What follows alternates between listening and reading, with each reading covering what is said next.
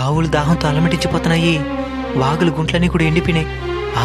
మన చెరువులోకి తీసుకుని పోదాం, అక్కడ నీళ్ళుంటాయి. దా దా దా.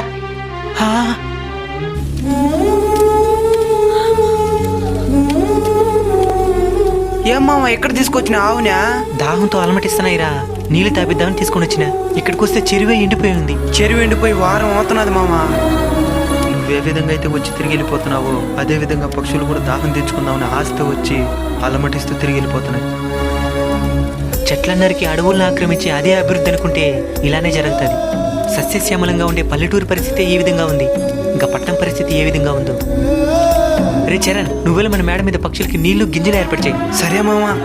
రే గిరి, నువ్వెళ్ళి మన ఇంటి దగ్గర కుళాయి నీళ్ళని ఏర్పాటు చేయి. వీటి దాహం తీర్చుదాం. సరేనా? మీరు కూడా మీ వీధులు తిరిగే మూగజీవులు, ఆవులు కావచ్చు, కుక్కలు కావచ్చు, ఆకాశంలో తిరిగే పక్షులు కావచ్చు, వాటి దాహాన్ని ఆకలిని తీరుస్తారని ఆశిస్తున్నాను.